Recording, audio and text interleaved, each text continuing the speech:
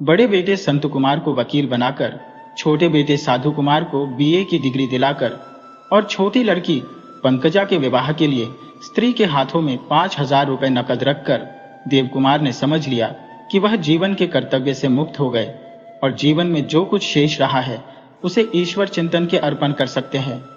आज चाहे कोई उन पर अपनी जायदाद को भोग विलास में उड़ा देने का इल्जाम लगाए, चाहे साहित्य के अनुष्ठान में, लेकिन इससे कोई इनकार नहीं कर सकता कि उनकी आत्मा विशाल थी। यह असंभव था कि कोई उनसे मदद मांगे और निराश हो। भोग विलास जवानी का नशा था और जीवन भर वह उस क्षति की पूर्ति करते रहे, लेकिन साहित्य सेवा के सिवा उन्हें और किसी काम में रुचि न हुई। और यहाँ धन कहाँ, यश मिला और उनके आत्मसंतोष के लिए इतना काफी था। संचय में उनका विश्वास भी न था। संभव है परिस्थिति ने इस विश्वास को दृढ़ किया हो, लेकिन उन्हें कभी संचय न कर सकने का दुख नहीं हुआ। सम्मान के साथ अपना निवाह होता जाए, इससे ज्यादा वह और कुछ न चाहते थे। साहित्य रसिकों में जो एक अकड़ होती है, चाहे उसे शेखी ही क्यों न कह लो, वह उनमें भी थी। कितने ही रईस और राजे इच्छुक थे कि वह उनके दरबार में जाए, अपनी रचनाएं सुनाए, उनको भेंट करें, लेकिन देवकुमार ने आत्मसम्मान को कभी हाथ से न जाने दिया। किसी ने बुलाया भी तो धन्यवाद देकर टाल गए। इतना ही नहीं, वह यही भी चाहते थे कि राजे और रईस मेरे द्वार पर आए, मेरी खुशामद करें, जो अनहोनी बात थी। अपने कई मंदबुद्धि सहपाठियों को वकालत या दूसरे सींगों में धन के ढेर लगाते, जायदादें खरीदते, नए नए मकान बनवाते देखकर कभी कभी उन्हें अपनी दशा पर खेद होता था, विशेषकर जब उनकी जन्म संगिनी शैव्य गृहस्थी की चिंताओं से जलकर उन्हें कटु वचन सुनाने लगती थी। पर अपने रचना कुटीर में कलम हाथ में लेकर बैठते ही वह सब कुछ भूल साहित्य स्वर्ग में पहुंच जाते थे। आत्मगौरव जाग उठता था, सारा अवसाद और विषाद शांत हो जाता था। मगर इधर कुछ दिनों से साहित्य रचना में उनका अनुराग कुछ ठंडा होता जाता था। उन्हें कुछ ऐसा जान पड़ने लगा था कि साहित्य प्रेमियों को उनसे वह पहले किसी भक्ति नहीं रही। इधर उन्होंने जो 2 पुस्तकें बड़े परिश्रम से लिखी थी और जिनमें उन्होंने अपने जीवन के सारे अनुभव और कला की सारी प्रौढ़ता भर दी थी, उनका कुछ विशेष आदर न हुआ था। इसके पहले उनकी 2 रचनाएं निकली थी। उन्होंने साहित्य संसार में हलचल मचा दी थी। हर एक पत्र में उन पुस्तकों की विस्तृत आलोचनाएं हुई थी। साहित्य संस्थानों ने उन्हें बधाइयां दी थी। साहित्य मर्मज्ञों ने गुणग्राहकता से भरे पत्र लिखे थे। यद्यपि उन रचनाओं का देवकुमार की नजर में अब उतना आदर न था। उनके भाव उन्हें भावुकता के दोष से पूर्ण लगते थे। शैली में भी कृत्रिमता और भारीपन था। पर जनता की दृष्टि में वही रचनाएं अब भी सर्वप्रिय थी। इन नई कृतियों से बिन बुलाए मेहमान का सा आदर किया गया, मानो साहित्य संसार संगठित होकर उनका अनादर कर रहा हो। कुछ तो यूं भी उनकी इच्छा विश्राम करने की हो रही थी। इस शीतलता ने उस विचार को और भी दृढ़ कर दिया। उनके 2-4 सच्चे साहित्यिक मित्रों ने इस तर्क से उनको ढाढ़स देने की चेष्टा की कि बड़ी भूख में मामूली भोजन भी जितना प्रिय लगता है, भूख कम हो जाने पर उससे कहीं रुचिकर पदार्थ भी उतने प्रिय नहीं लगते। पर इससे उन्हें आश्वासन न हुआ। उनके विचार में किसी साहित्यकार की सजीवता का यही प्रमाण था कि उसकी रचनाओं की भूख जनता में बराबर बनी रहे। जब वह भूख न रहे तो उसको क्षेत्र से प्रस्थान कर जाना चाहिए। उन्हें केवल पंकजा के विवाह की चिंता थी और जब उन्हें एक प्रकाशक ने उनकी पिछली दोनों कृतियों के 5,000 दे दिए तो उन्होंने इसे ईश्वरीय प्रेरणा समझा और लेखनी उठाकर सदैव के लिए रख दी। मगर इन 6 महीनों में उन्हें बार बार अनुभव हुआ कि वे वानप्रस्थ लेकर भी अपने को बंधनों से न छुड़ा पाए। शैव्या के दुराग्रह की तो उन्हें कुछ ऐसी परवाह न थी। वह उन देवियों में थी जिनका मन संसार से कभी नहीं छूटता। उसे अब भी अपने परिवार पर शासन करने की लालसा बनी हुई थी और जब तक हाथ में पैसे भी न हो वह लालसा पूरी न हो सकती थी। जब देवकुमार अपने 40 वर्ष के विवाहित जीवन में उसकी तृष्णा न मिटा सके तो अब उसका प्रयत्न करना वह पानी पीटने से कम व्यर्थ न समझते थे। दुख उन्हें होता था संत कुमार के विचार और व्यवहार पर, जो उनको घर की संपत्ति लुटा देने के लिए इस दशा में भी क्षमा न करना चाहता था। वह संपत्ति जो 50 साल पूर्व 10,000 में बेच दी गई, आज होती तो उससे 10,000 साल की निकासी हो सकती थी। उनकी जिस आराजी में दिन को सियार लौटते थे, वहां अब नगर का सबसे गुलजार बाजार था, जिसकी जमीन 100 रुपए वर्ग फुट पर बिक रही थी। संत कुमार का महत्वाकांक्षी मन रह रहकर अपने पिता पर कुढ़ता रहता था। पिता और पुत्र के स्वभाव में इतना अंतर कैसे हो गया, यह रहस्य था। देव कुमार के पास जरूरत से हमेशा कम रहा, पर उनके हाथ सदैव खुले रहे। उनका सौंदर्य भावना से जागा हुआ मन कभी कंचन की उपासना को जीवन का लक्ष्य न बना सका। यह नहीं कि वह धन का मूल्य जानते न हो, मगर उनके मन में यह धारणा जम गई थी कि जिस राष्ट्र में 3/4 प्राणी भूखों मरते हो, वहां किसी एक को बहुत सा धन कमाने का कोई नैतिक अधिकार नहीं है, चाहे इसकी उसमें सामर्थ्य हो। मगर संत कुमार की लिप्सा ऐसे नैतिक आदेश पर हंसती थी। कभी कभी तो निसंकोच होकर वह यहां तक कह जाता था कि जब आपको साहित्य से प्रेम था तो आपको गृहस्थ बनने का क्या हक था। आपने अपना जीवन तो चौपट किया ही, हमारा जीवन भी मिट्टी में मिला दिया, और अब आप वानप्रस्थ लेकर बैठे हैं, मानो आपके जीवन के सारे ऋण चुक गए। जाड़ों के दिन थे, 8 बज गए थे। सारा घर नाश्ते के लिए जमा हो गया था। पंकजा तख्त पर चाय और संतरे और सूखे मेवे तश्तरियों में रख दोनों भाइयों को उनके कमरों से बुलाने गई, और एक क्षण में आकर साधु कुमार बैठ गया। ऊंचे कद का, सुगठित, रूपवान, घोड़ा, मीठे वचन बोलने वाला सौम्य युवक था, जिसे केवल खाने और सैर सपाटे से मतलब था। जो कुछ मिल जाए भरपेट खा लेता था और यार दोस्तों में निकल जाता था। शैव्या ने पूछा, संतू कहाँ रह गया? चाय ठंडी हो जाएगी तो कहेगा यह तो पानी है। बुला ले तो साधु, इससे जैसे खाने पीने की भी छुट्टी नहीं मिलती।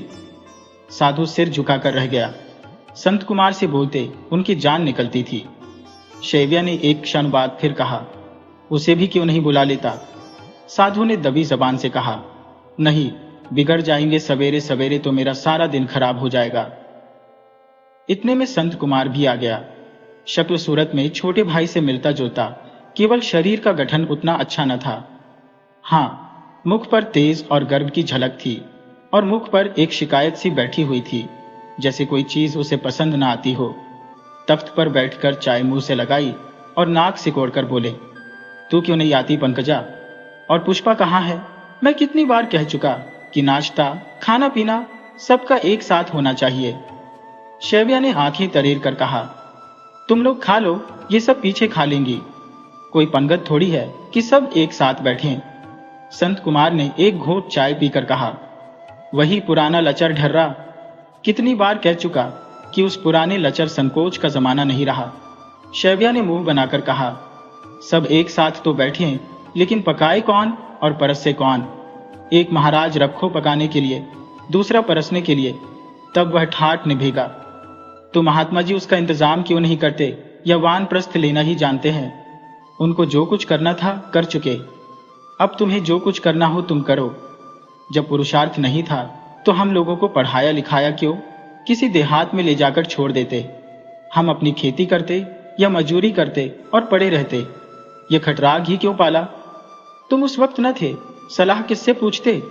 संत कुमार ने करवा मुंह बनाई चाय पी, कुछ मेवे खाए, फिर साधु कुमार से बोले, तुम्हारी टीम कब बंबई जा रही है जी? साधु कुमार ने गर्दन झुकाए त्रस्त स्वर में कहा, परसों। तुमने नया सूट बनवाया? मेरा पुराना सूट अभी अच्छी तरह काम दे सकता है।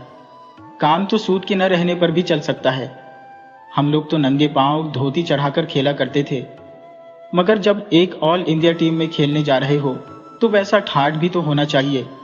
फटेहालों जाने से तो कहीं अच्छा है न जाना। जब वहां लोग जानेंगे कि तुम महात्मा देव कुमार जी के सुपुत्र हो तो दिल में क्या कहेंगे? साधु कुमार ने कुछ जवाब न दिया, चुपचाप नाश्ता करके चला गया। वह अपने पिता की माली हालत जानता था और उन्हें संकट में न डालना चाहता था। अगर संत कुमार नए सूट की जरूरत समझते हैं तो बनवा क्यों नहीं देते? पिता के ऊपर भार डालने के लिए उसे क्यों मजबूर करते हैं? साधु चला गया तो शैव्या ने आहत कंठ से कहा, जब उन्होंने साफ साफ कह दिया कि अब मेरा घर से कोई वास्ता नहीं और सब कुछ तुम्हारे ऊपर छोड़ दिया, तो तुम क्यों उन पर गृहस्थी का भार डालते हो? अपने सामर्थ्य और बुद्धि के अनुसार जैसे हो सका उन्होंने अपनी उम्र काट दी। जो कुछ वह नहीं कर सके या उनसे जो चूकें हुई उन पर फिक्रे कसना तुम्हारे मुंह से अच्छा नहीं लगता। अगर तुमने इस तरह उन्हें सताया तो मुझे डर है वह घर छोड़कर कहीं अंतर्धान न हो जाए, वह धन न कमा सके। पर इतना तो तुम जानते ही हो कि वह जहां भी जाएंगे लोग उन्हें सिर और आंखों पर लेंगे। शैव्या ने अब तक सदैव पति की भर्त्सना ही की थी। इस वक्त उसे उनकी वकालत करते देखकर संत कुमार मुस्कुरा पड़ा। बोला, अगर उन्होंने ऐसा इरादा किया तो उनसे पहले मैं अंतर्धान हो जाऊंगा। मैं यह भार अपने सिर नहीं ले सकता। उन्हें इसको संभालने में मेरी मदद करनी होगी। उन्हें अपनी कमाई लुटाने का पूरा हक था, लेकिन बाप दादों की जायदाद को लुटाने का उन्हें कोई अधिकार न था। इसका उन्हें प्रायश्चित करना पड़ेगा। वह जायदाद हमें वापस करनी होगी। मैं खुद भी कुछ कानून जानता हूँ। वकीलों, मैजिस्ट्रेटों से भी सलाह कर चुका हूँ। जायदाद वापस ली जा सकती है। अब मुझे यही देखना है कि इन्हें अपनी संतान प्यारी है या अपना महात्मापन। ये कहता हुआ संत कुमार पंकजा से पान लेकर अपने कमरे में चला गया। संत कुमार की स्त्री पुष्पा बिल्कुल फूल सी है, सुंदर, नाजुक, हल्की फुल्की, लजाधुर, लेकिन एक नंबर की आत्माभिमानिनी है। एक एक बात के लिए वह कई कई दिन रूठी रह सकती है, और उसका रूठना भी सर्वथा नई डिजाइन का है। वह किसी से कुछ कहती नहीं, लड़ती नहीं, बिगड़ती नहीं। घर का सब कामकाज उसी तन्मयता से करती है, बल्कि और ज्यादा एकाग्रता से। बस जिससे नाराज होती है उसकी ओर ताकती नहीं। वह जो कुछ कहेगा वह करेगी। वह जो कुछ पूछेगा जवाब देगी। वह जो कुछ मांगेगा उठाकर दे देगी, मगर बिना उसकी ओर ताके हुए। इधर कई दिन से वह संत कुमार से नाराज हो गई है और अपनी फिरी हुई आंखों से उसके सारे आघातों का सामना कर रही है। संत कुमार ने स्नेह के साथ कहा, आज शाम को चलना है ना? पुष्पा ने सिर नीचा करके कहा, जैसी तुम्हारी इच्छा। चलोगी ना? तुम कहते हो तो क्यों ना चलूंगी। तुम्हारी क्या इच्छा है? मेरी कोई इच्छा नहीं है। आखिर किस बात पर नाराज हो? किसी बात पर नहीं। खैर, न बोलो, लेकिन वह समस्या यूं चुप्पी साधने से हल न होगी।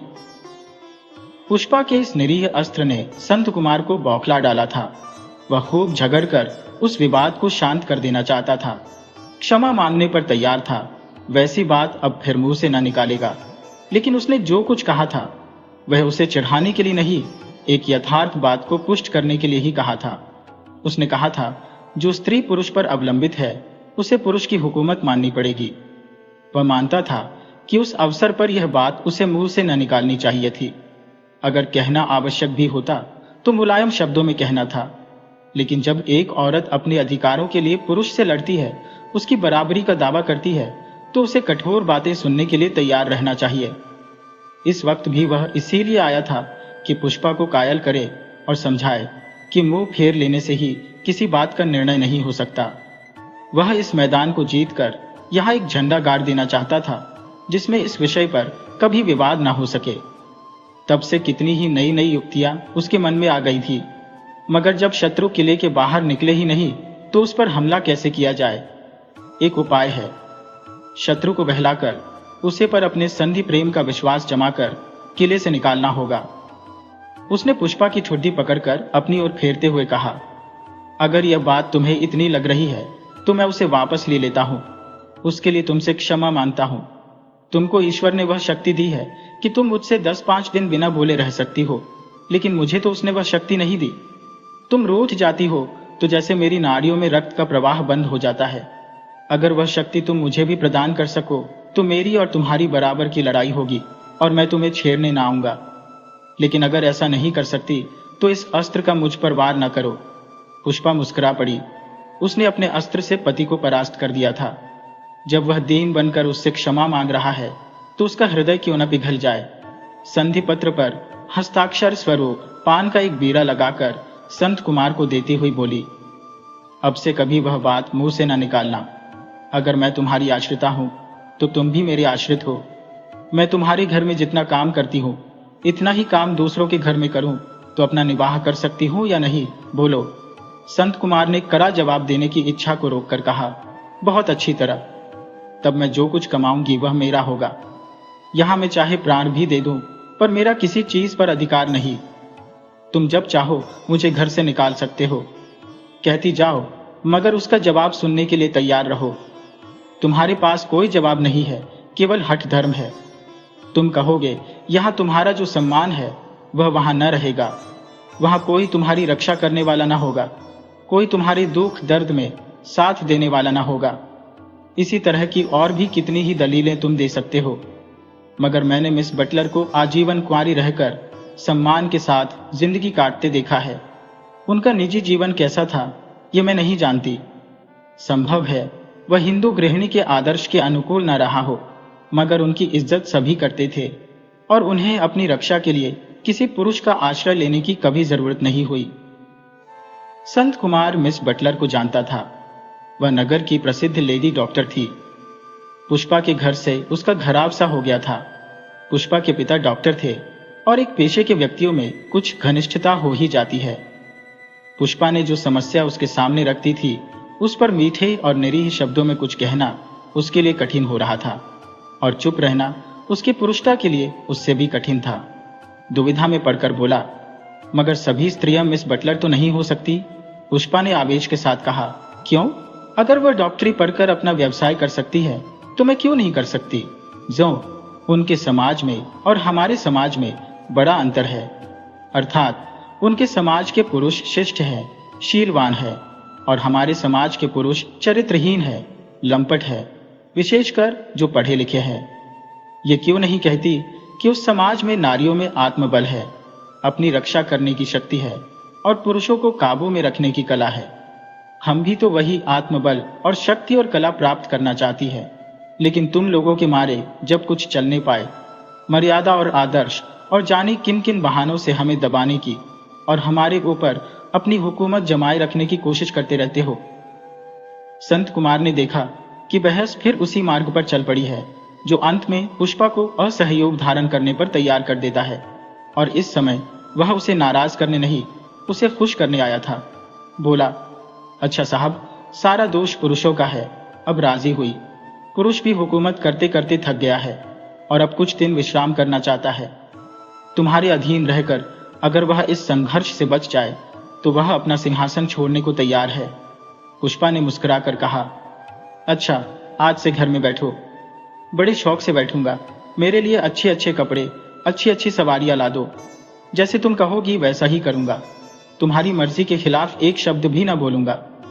फिर तो ना कहोगे कि स्त्री पुरुष की मोहताज है, इसलिए उसे पुरुष की गुलामी करनी चाहिए? कभी नहीं, मगर एक शर्त पर। कौन सी शर्त? तुम्हारे प्रेम पर मेरा ही अधिकार रहेगा। स्त्रियां तो पुरुषों से ऐसी शर्त कभी न मनवा सकी। ये उनकी दुर्बलता थी। ईश्वर ने तो उन्हें पुरुषों पर शासन करने के लिए सभी अस्त्र दे दिए थे। संधि हो जाने पर भी पुष्पा का मन आश्वस्त न हुआ। संत कुमार का स्वभाव वह जानती थी। स्त्री पर शासन करने का जो संस्कार है वह इतनी जल्द कैसे बदल सकता है? ऊपर की बातों में संत कुमार उसे अपने बराबर का स्थान देते थे, लेकिन इसमें एक प्रकार का एहसान छिपा होता था। महत्व की बातों में वह लगाम अपने हाथ में रखते थे। ऐसा आदमी एकाएक अपना अधिकार त्यागने पर तैयार हो जाए, इसमें कोई रहस्य अवश्य है। बोली, नारियों ने उन शस्त्रों से अपनी रक्षा नहीं की, पुरुषों ही की रक्षा करती रही। यहां तक कि उनमें अपनी रक्षा करने की सामर्थ्य ही नहीं रही। संत कुमार ने मुग्ध भाव से कहा, यही भाव मेरे मन में कई बार आया है पुष्पा, और इसमें कोई संदेह नहीं कि अगर स्त्री ने पुरुष की रक्षा न की होती तो आज दुनिया वीरान हो गई होती। उसका सारा जीवन तप और साधना का जीवन है। तब उसने उससे अपने मंसूबे कह सुनाए। वह उन महात्माओं से अपनी मौरूसी जायदाद वापस लेना चाहता है। अगर पुष्पा अपने पिता से जिक्र करे और 10,000 रुपए भी दिला दे तो संत कुमार को 2 लाख की जायदाद मिल सकती है। सिर्फ 10,000। इतने रुपए के बगैर उसके हाथ से 2 लाख की जायदाद निकली जाती है। पुष्पा ने कहा, मगर वह जायदाद तो बिक चुकी है। संत कुमार ने सिर हिलाया। बिक नहीं चुकी है, लुट चुकी है। जो जमीन 1,00,000 2 लाख में भी सस्ती है वह 10,000 में कूड़ा हो गई। कोई भी समझदार आदमी ऐसा गच्चा नहीं खा सकता, और अगर खा जाए तो वह अपने होश हवास में नहीं है। दादा गृहस्थी में कुशल नहीं रहे, वह तो कल्पनाओं की दुनिया में रहते थे। बदमाशों ने उन्हें चकमा दिया और जायदाद निकलवा दी। मेरा धर्म है कि मैं वह जायदाद वापस लूं, और तुम चाहो तो सब कुछ हो सकता है। डॉक्टर साहब के लिए 10,000 का इंतजाम कर देना कोई कठिन बात नहीं है। पुष्पा 1 मिनट तक विचार में डूबी रही, फिर संदेह भाव से बोली, मुझे तो आशा नहीं कि दादा के पास इतने रुपए फालतू हो। जरा कहो तो। कहो कैसे? क्या मैं उनका हाल जानती नहीं? उनकी डॉक्टरी अच्छी चलती है, पर उनके खर्च भी तो है। बीरू के लिए हर महीने 500 रुपए इंग्लैंड भेजने पड़ते हैं। तिलोत्तमा की पढ़ाई का खर्च भी कुछ कम नहीं। संचय करने की उनकी आदत नहीं है। मैं उन्हें संकट में नहीं डालना चाहती। मैं उधार मांगता हूँ, खैरात नहीं। जहां इतना घनिष्ठ संबंध है, वहां उधार के माने खैरात के सिवा और कुछ नहीं। तुम रुपए न दे सके तो वह तुम्हारा क्या बना लेंगे? अदालत जा नहीं सकते, दुनिया हंसेगी। पंचायत कर नहीं सकते, लोग ताने देंगे। संत कुमार ने तीखेपन से कहा। तुमने यह कैसे समझ लिया कि मैं रुपए न दे सकूंगा? पुष्पा मुंह फेर कर बोली। तुम्हारी जीत होना निश्चित नहीं है, और जीत भी हो जाए और तुम्हारे हाथ में रुपए आ भी जाए तो यहाँ कितने जमींदार ऐसे हैं जो अपने कर्ज चुका सकते हो? रोज ही तो रियासतें कोर्ट ऑफ वार्ड में आया करती हैं। ये भी मान लें कि तुम किफायत से रहोगे और धन जमा कर लोगे, लेकिन आदमी का स्वभाव है कि वह जिस रुपए को हजम कर सकता है उसे हजम कर जाता है। धर्म और नीति को भूल जाना उसकी एक आम कमजोरी है। संत कुमार ने पुष्पा को कड़ी आंखों से देखा। पुष्पा के कहने में जो सत्य था वह तीर की तरह निशाने पर जा बैठा। उसके मन में जो चोर छिपा बैठा था उसे पुष्पा ने पकड़कर सामने खड़ा कर दिया था। तिल मिलाकर बोला, आदमी को तुम इतना नीच समझती हो। तुम्हारी इस मनोवृत्ति पर मुझे अचरज भी है और दुख भी। इस गए गुजरे जमाने में भी समाज पर धर्म और नीति का ही शासन है। जिस दिन संसार से धर्म और नीति का नाश हो जाएगा उसी दिन समाज का अंत हो जाएगा। उसने धर्म और नीति की व्यापकता पर एक लंबा दार्शनिक व्याख्यान दे डाला। कभी किसी घर में कोई चोरी हो जाती है तो कितनी हलचल मच जाती है। क्यों? इसीलिए कि चोरी एक गैर मामूली बात है। अगर समाज चोरों का होता तो किसी का साह होना उतनी ही हलचल पैदा करता। रोगों की आज बहुत बढ़ती सुनने में आती है, लेकिन गौर से देखो तो 100 में एक आदमी से ज्यादा बीमार ना होगा। अगर बीमारी आम बात होती तो तंदुरुस्तों की नुमाइश होती आदि। पुष्पा विरक्त सी सुनती रही। उसके पास जवाब तो थे, पर वह इस बहस को तोल नहीं देना चाहती थी। उसने तय कर लिया था कि वह अपने पिता से रुपए के लिए न कहेगी और किसी तर्क या प्रमाण का उस पर कोई असर न हो सकता था। संत कुमार ने भाषण समाप्त करके जब उससे कोई जवाब न पाया तो एक क्षण के बाद बोला, क्या सोच रही हो? मैं तुमसे सच कहता हूं, मैं बहुत जल्द रुपए दे दूंगा। पुष्पा ने निश्चल भाव से कहा, तुम्हें कहना हो जाकर खुद कहो, मैं तो नहीं लिख सकती। संत कुमार ने होठ चबाकर कहा, जरा सी बात तुमसे नहीं लिखी जाती, उस पर दावा यह है कि घर पर मेरा भी अधिकार है। पुष्पा ने जोश के साथ कहा, मेरा अधिकार तो उसी क्षण हो गया जब मेरी गांठ तुमसे बंधी। संत कुमार ने गर्व के साथ कहा, ऐसा अधिकार जितनी आसानी से मिल जाता है उतनी ही आसानी से छिन भी जाता है। पुष्पा को जैसे किसी ने धक्का देकर उस विचारधारा में डाल दिया जिसमें पांव रखते उसे डर लगता था। उसने यहां आने के 1-2 महीने के बाद ही संत कुमार का स्वभाव पहचान लिया था कि उनके साथ निबाह करने के लिए उसे उनके इशारों की लौंडी बनकर रहना पड़ेगा। उसे अपने व्यक्तित्व को उनके अस्तित्व में मिला देना पड़ेगा। वह वही सोचेगी जो वह सोचेंगे, वही करेगी जो वह करेंगे। अपनी आत्मा के विकास के लिए यहाँ कोई अवसर न था। उनके लिए लोक या परलोक में जो कुछ था वह संपत्ति थी। यहीं से उनके जीवन को प्रेरणा मिलती थी। संपत्ति के मुकाबले में स्त्री या पुत्र की भी उनकी निगाह में कोई हकीकत न थी। एक चीनी का प्लेट पुष्पा के हाथ से टूट जाने पर उन्होंने उसके कान ऐंठ लिए थे। फर्श पर स्याही गिरा देने की सजा उन्होंने पंकजा से सारा फर्श धुलवा कर दी थी। पुष्पा उनके रखे रुपयों को कभी हाथ तक न लगाती थी। यह ठीक है कि वह धन को महज जमा करने की चीज न समझते थे। धन भोग करने की वस्तु है, उनका यह सिद्धांत था। फिजूल खर्ची या लापरवाही बर्दाश्त न करते थे। उन्हें अपने सिवा किसी पर विश्वास न था। पुष्पा ने कठोर आत्मसमर्पण के साथ इस जीवन के लिए अपने को तैयार कर लिया था, पर बार बार यह याद दिलाया जाना कि यहाँ उसका कोई अधिकार नहीं है, यहाँ वह केवल एक लौंडी की तरह है, उसे असह्य था। अभी उस दिन इसी तरह की एक बात सुनकर उसने कई दिन खाना पीना छोड़ दिया था और आज तक उसने किसी तरह मन को समझाकर शांत किया था कि यह दूसरा आघात हुआ।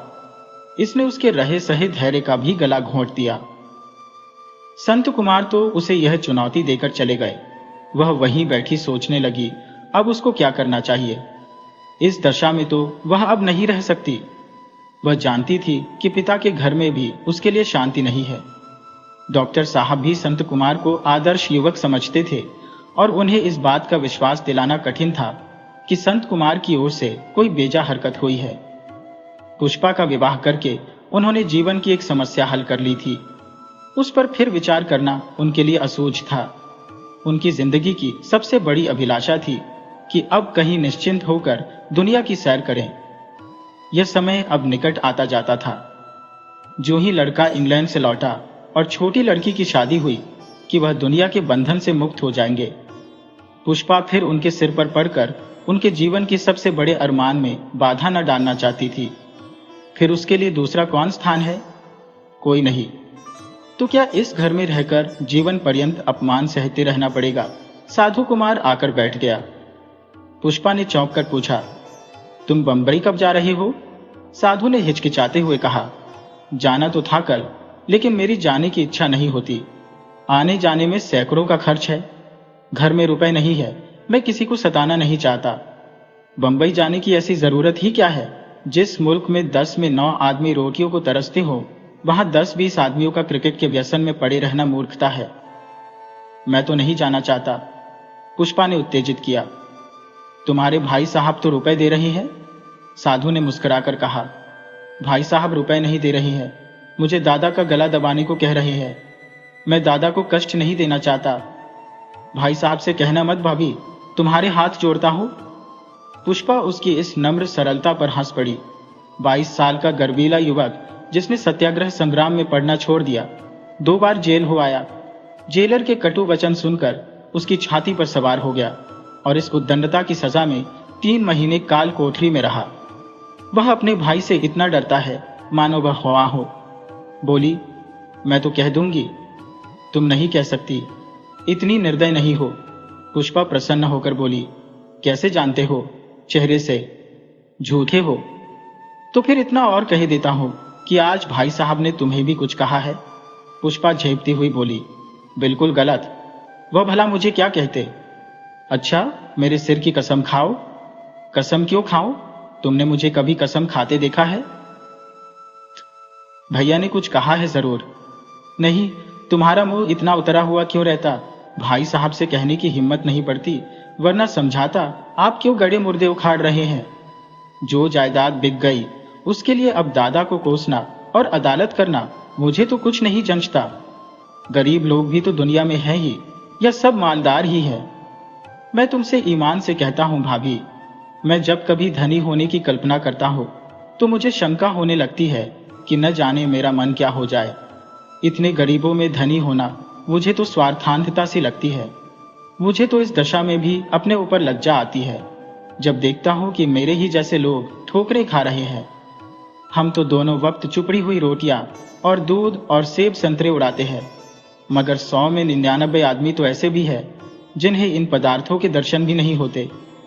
आखिर हम में क्या सुरखाब के पर लग गए हैं? पुष्पा इन विचारों की न होने पर भी साधु की निष्कपट सच्चाई का आदर करती थी। बोली, तुम इतना पढ़ते तो नहीं, ये विचार तुम्हारे दिमाग में कहां से आ जाते हैं? साधु ने उठकर कहा, शायद उस जन्म में भिखारी था। पुष्पा ने उसका हाथ पकड़कर बैठाते हुए कहा, मेरी देवरानी बेचारी गहने कपड़े को तरस जाएगी। मैं अपना ब्याह ही न करूंगा। मन में तो मना रहे होंगे कहीं से संदेशा आए। नहीं भाभी, तुमसे झूठ नहीं कहता। शादी का तो मुझे ख्याल भी नहीं आता। जिंदगी इसी के लिए है कि किसी के काम आए। जहां सेवकों की इतनी जरूरत है वहां कुछ लोगों को तो कुंवारे रहना ही चाहिए। कभी शादी करूंगा भी तो ऐसी लड़की से जो मेरे साथ गरीबी की जिंदगी बसर करने पर राजी हो और जो मेरे जीवन की सच्ची सहगामिनी बने। पुष्पा ने इस प्रतिज्ञा को भी हंसी में उड़ा दिया। पहले सभी युवक इसी तरह की कल्पना किया करते हैं, लेकिन शादी में देर हुई तो उपद्रव मचाना शुरू कर देते हैं। साधु कुमार ने जोश के साथ कहा, मैं उन युवकों में नहीं हूं भाभी। अगर कभी मन चंचल हुआ तो जहर खा लूंगा। पुष्पा ने फिर कटाक्ष किया, तुम्हारे मन में तो बीबी पंकजा बसी हुई है। तुमसे कोई बात कहो तो तुम बनाने लगती हो, इसी से मैं तुम्हारे पास नहीं आता। अच्छा, सच कहना, पंकजा जैसी बीबी पाओ तो विवाह करो या नहीं। साधु कुमार उठकर चला गया। पुष्पा रोकती रही, पर वह हाथ छुड़ाकर भाग गया। इस आदर्शवादी, सरल प्रकृति, सुशील, सौम्य युवक से मिलकर पुष्पा का मुरझाया हुआ मन खिल उठता था। वह भीतर से जितनी भरी थी, बाहर से उतनी ही हल्की थी। संत कुमार से तो उसे अपने अधिकारों की प्रतिक्षण रक्षा करनी पड़ती थी। चौकन्ना रहना पड़ता था कि न जाने कब उसका वार हो जाए। शैव्या सदैव उस पर शासन करना चाहती थी और एक क्षण भी न भूलती थी कि वह घर की स्वामिनी है और हर एक आदमी को उसका यह अधिकार स्वीकार करना चाहिए। देव कुमार ने सारा भार संत कुमार पर डालकर वास्तव में शैव्या की गद्दी छीन ली थी। वह यह भूल जाती थी कि देव कुमार के स्वामी रहने पर ही वह घर की स्वामिनी रही। अब वह माने की देवी थी जो केवल अपने आशीर्वादों के बल पर ही पूज सकती है। मन का यह संदेह मिटाने के लिए वह सदैव अपने अधिकारों की परीक्षा लेती रहती थी।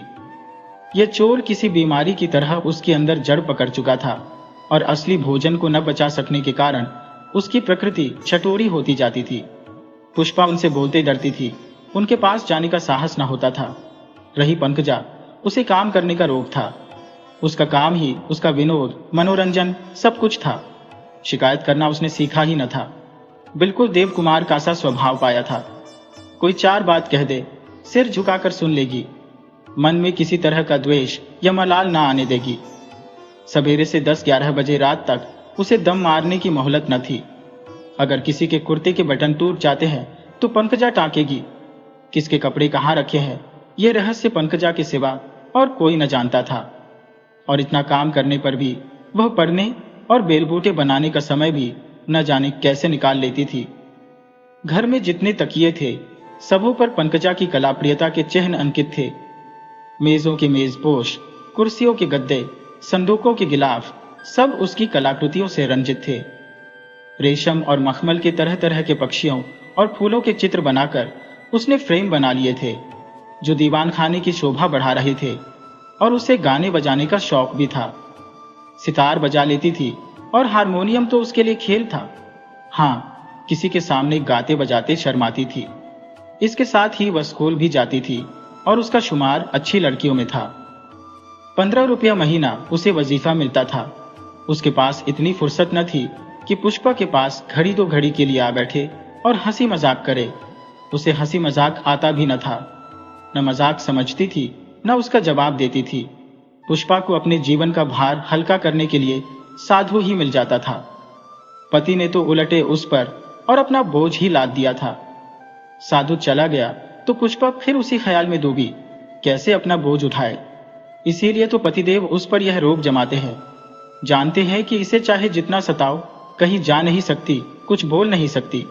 हाँ, उनका ख्याल ठीक है। उसे विलास वस्तुओं से रुचि है। वह अच्छा खाना चाहती है, आराम से रहना चाहती है। एक बार वह विलास का मोह त्याग दे और त्याग करना सीख ले, फिर उस पर कौन रोक जमा सकेगा। फिर वह क्यों किसी से दबेगी। शाम हो गई थी। पुष्पा खिड़की के सामने खड़ी बाहर की ओर देख रही थी। उसने देखा 20-25 लड़कियों और स्त्रियों का एक दल एक स्वर से एक गीत गाता चला जा रहा था। किसी की देह पर साबित कपड़े तक न थे। सिर और मुंह पर गर्द जमी हुई थी। बाल रूखे हो रहे थे, जिनमें शायद महीनों से तेल न पड़ा हो। यह मजूरनी थी जो दिन भर ईंट और गारा ढोकर घर लौट रही थी। सारे दिन उन्हें धूप में तपना पड़ा होगा। मालिक की घुड़कियां और गालियां खानी पड़ी होंगी। शायद दोपहर को एक एक मुट्ठी चबेना खाकर रह गई हो। फिर भी कितनी प्रसन्न थी, कितनी स्वतंत्र। इनकी इस प्रसन्नता का, इस स्वतंत्रता का क्या रहस्य है। मिस्टर सिन्हा उन आदमियों में है जिनका आदर इसलिए होता है कि लोग उनसे डरते हैं। उन्हें देखकर सभी आदमी आइए आइए करते हैं, लेकिन उनके पीठ फेरते ही कहते हैं, बड़ा ही मोजी आदमी है, इसके कांटे का मंत्र नहीं। उनका पेशा है मुकदमे बनाना। जैसे कवि एक कल्पना पर पूरा काव्य लिख डालता है, उसी तरह सिन्हा साहब भी कल्पना पर मुकदमों की सृष्टि कर डालते हैं। न जाने वह कवि क्यों नहीं हुए, मगर कवि होकर वह साहित्य की चाहे जितनी वृद्धि कर सकते, अपना कुछ उपकार न कर सकते। कानून की उपासना करके उन्हें सभी सिद्धियां मिल रही थी। शानदार बंगले में रहते थे, बड़े बड़े रईसों और हुक्काम से दोस्ताना था। प्रतिष्ठा भी थी, रोब भी था। कलम में ऐसा जादू था कि मुकदमे में जान डाल देते। ऐसे ऐसे प्रसन्न सोच निकालते, ऐसे ऐसे चरित्रों की रचना करते कि कल्पना सजीव हो जाती थी। बड़े बड़े घाघ जज भी उसकी तह तक न पहुंच सकते। सब कुछ इतना स्वाभाविक, इतना संबद्ध होता था कि उस पर मिथ्या का भ्रम तक न हो सकता था। वह संत कुमार के साथ के पड़े हुए थे। दोनों में गहरी दोस्ती थी। संत कुमार के मन में एक भावना उठी और सिन्हा ने उसमें रंगरूप भरकर जीता जागता पुतला खड़ा कर दिया और आज मुकदमा दायर करने का निश्चय किया जा रहा है। 9 बजे होंगे। वकील और मुवक्किल कचहरी जाने की तैयारी कर रहे हैं। सिन्हा अपने सजे कमरे में मेज पर टांग फैलाए लेटे हुए हैं। गोरे चित्ते आदमी, ऊंचा कद, एकहरा बदन, बड़े बड़े बाल पीछे को कंघी से ऐंचे हुए, मूछें साफ, आंखों पर ऐनक, होठों पर सिगार, चेहरे पर प्रतिभा का प्रकाश, आंखों में अभिमान। ऐसा जान पड़ता है कोई बड़ा रईस है।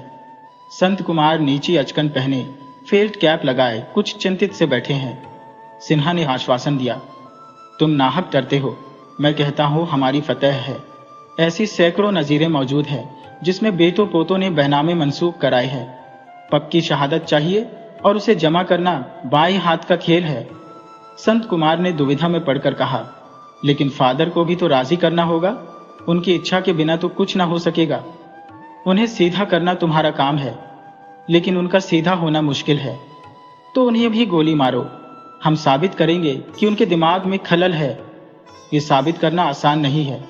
जिसने बड़ी बड़ी किताबें लिख डाली, जो सभ्य समाज का नेता समझा जाता है, जिसकी अक्लमंदी को सारा शहर मानता है, उसे दीवाना कैसे साबित करोगे?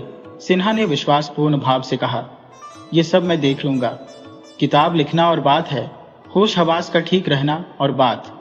मैं तो कहता हूं जितने लेखक हैं सभी सनकी हैं, पूरे पागल, जो महज वाह वाह के लिए यह पेशा मोल लेते हैं। अगर यह लोग अपने होश में हों तो किताबें न लिखकर दलाली करें या खोंचे लगाए। यहां कुछ तो मेहनत का मुआवजा मिलेगा।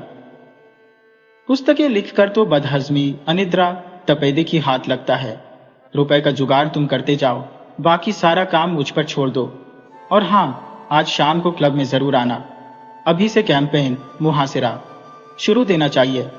तिब्बी पर डोरे डालना शुरू करो। यह समझ लो वह सब जज साहब की अकेली लड़की है और उस पर अपना रंग जमा दो तो तुम्हारी गोटी लाल है। सब जज साहब तिब्बी की बात कभी नहीं टाल सकते।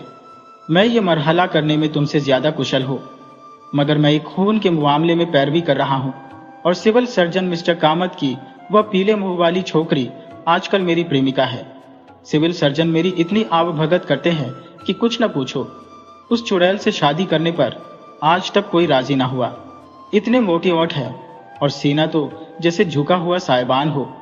फिर भी आपको दावा है कि मुझसे ज्यादा रूपवती संसार में ना होगी। औरतों को अपने रूप का घमंड कैसे हो जाता है, यह मैं आज तक न समझ सका। जो रूपवान है वह घमंड करे तो वाजिब है, लेकिन जिसकी सूरत देखकर कह आए वह कैसे अपने को अप्सरा समझ लेती है। उसके पीछे पीछे घूमते और आशिकी करते जी तो जलता है, मगर गहरी रकम हाथ लगने वाली है। कुछ तपस्या तो करनी ही पड़ेगी। तिब्बी तो सचमुच अप्सरा है और चंचल भी। जरा मुश्किल से काबू में आएगी। अपनी सारी कला खर्च करनी पड़ेगी। ये कला मैं खूब सीख चुका हूं, तो आज शाम को आना क्लब में। जरूर आऊंगा। रुपए का प्रबंध भी करना, वह तो करना ही पड़ेगा। इस तरह संत कुमार और सिन्हा दोनों ने मुहासिरा डालना शुरू किया। संत कुमार न लंपट था न रसिक, मगर अभिनय करना जानता था। रूपवान भी था, जबान का मीठा भी, दोहरा शरीर, हंसमुख और ज़हीन चेहरा, गोरा चित्ता। जब सूट पहनकर छड़ी घुमाता हुआ निकलता तो आंखों में खूब जाता था।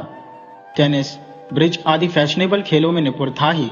तिब्बी से राह रस्म पैदा करने में उसे देर न लगी। तिब्बी यूनिवर्सिटी के पहले साल में थी। बहुत ही तेज, बहुत ही मगरूर, बड़ी हाजिर जवाब। उसे स्वाध्याय का शौक न था। बहुत थोड़ा पढ़ती थी, मगर संसार की गति से वाकिफ थी और अपनी ऊपरी जानकारी को विद्वत्ता का रूप देना जानती थी।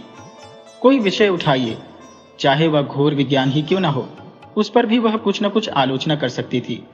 कोई मौलिक बात कहने का उसे शौक था और प्रांजल भाषा में। मिजाज में नफासत इतनी थी कि सलीके या तमीज की जरा भी कमी उसे असह्य थी। उसके यहाँ कोई नौकर या नौकरानी न ठहरने पाती थी। दूसरों पर कड़ी आलोचना करने में उसे आनंद आता था, और उसकी निगाह इतनी तेज थी कि किसी स्त्री या पुरुष में जरा भी कुरुचि या भोंडापन देखकर वह भौहों से या ओठों से अपना मनोभाव प्रकट कर देती थी। महिलाओं के समाज में उसकी निगाह उनके वस्त्राभूषण पर रहती थी और पुरुष समाज में उनकी मनोवृत्ति की ओर। उसे अपने अद्वितीय रूप लावण्य का ज्ञान था और वह अच्छे से पहनावे से उसे और भी चमकाती थी। जेवरों से उसे विशेष रुचि न थी, यद्यपि अपने सिंगारदान में उन्हें चमकते देखकर उसे हर्ष होता था। दिन में कितनी ही बार वह नए नए रूप धरती थी। कभी बैतालियों का भेष धारण कर लेती थी, कभी गुजरियों का, कभी स्कर्ट और मोजे पहन लेती थी, मगर उसके मन में पुरुषों को आकर्षित करने का जरा भी भाव न था। वह स्वयं अपने रूप में मग्न थी, मगर इसके साथ ही वह सरल न थी और युवकों के मुख से अनुराग भरी बातें सुनकर वह वैसे ही ठंडी ही रहती थी।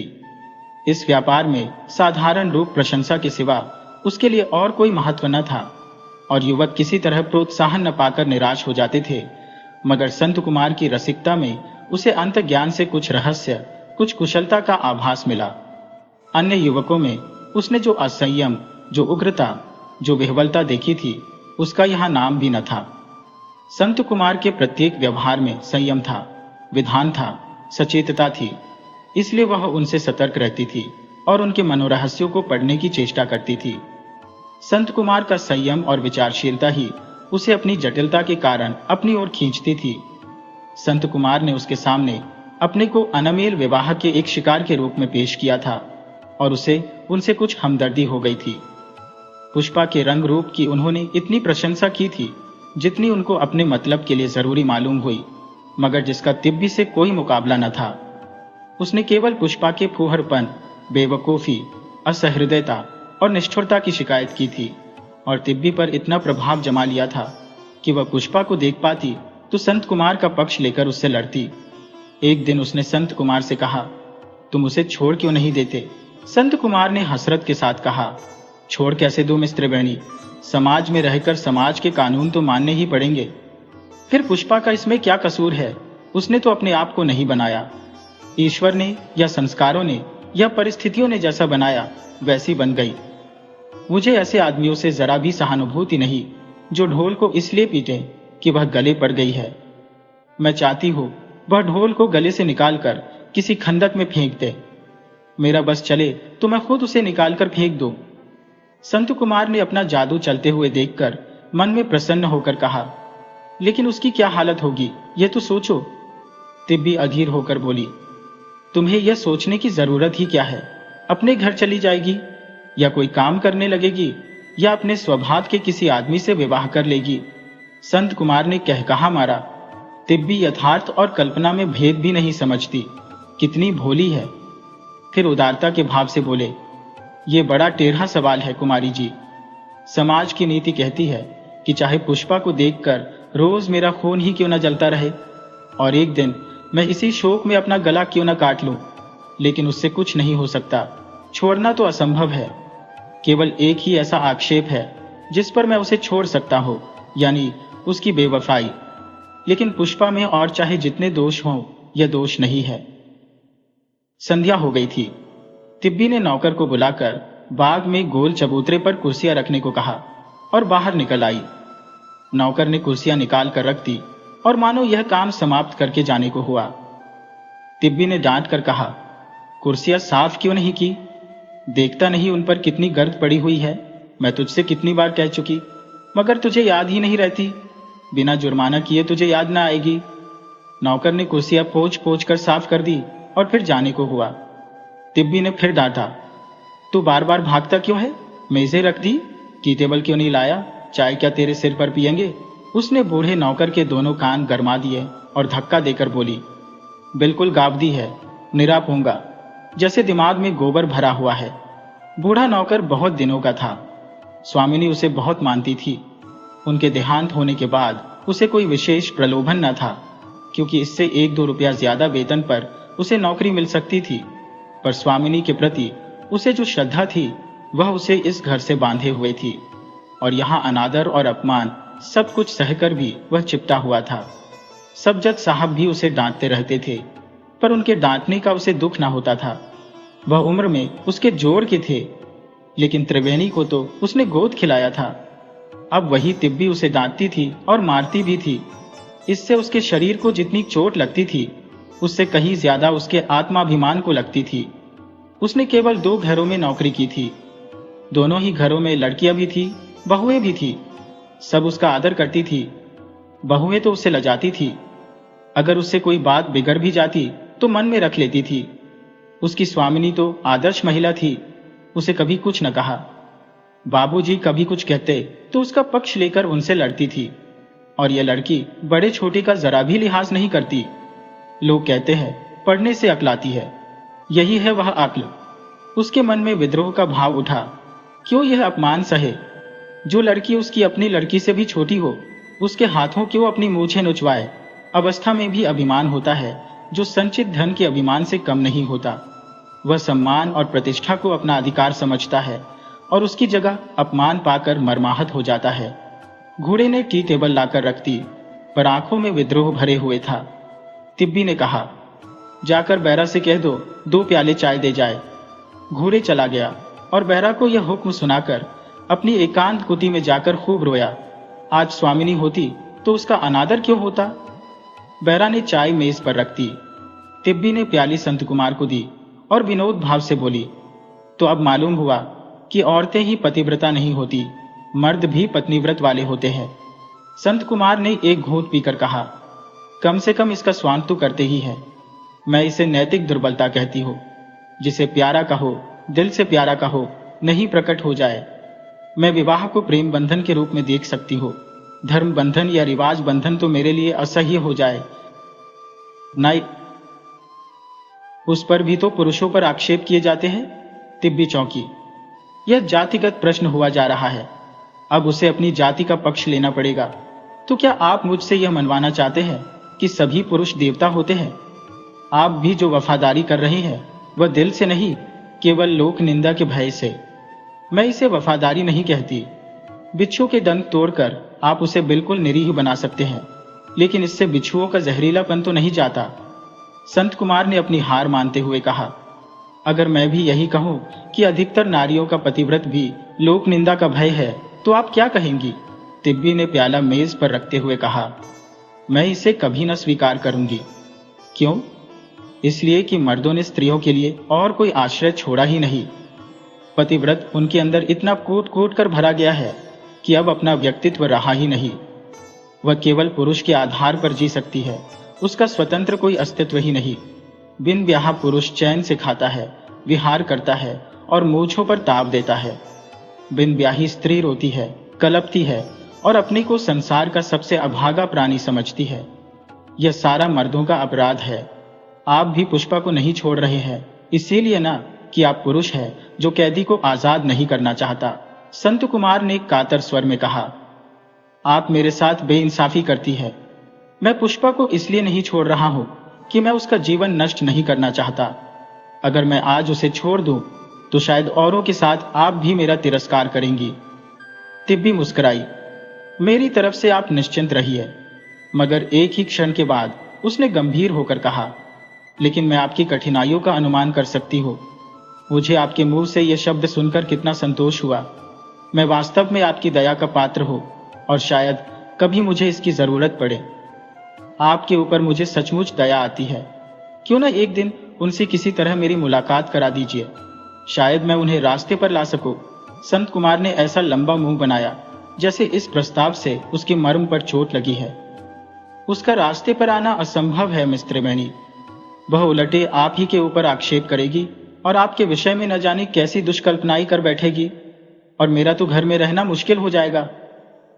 तिब्बी का साहसिक मन गर्म हो उठा। तब तो मैं उससे जरूर मिलूंगी। तो शायद आप यहां भी मेरे लिए दरवाजा बंद कर देंगी। ऐसा क्यों? बहुत मुमकिन है वह आपकी सहानुभूति पा जाए और आप उसकी हिमायत करने लगे। तो क्या आप चाहते हैं मैं आपको एक तरफा डिग्री दे दूं? मैं केवल आपकी दया और हमदर्दी चाहता हूं।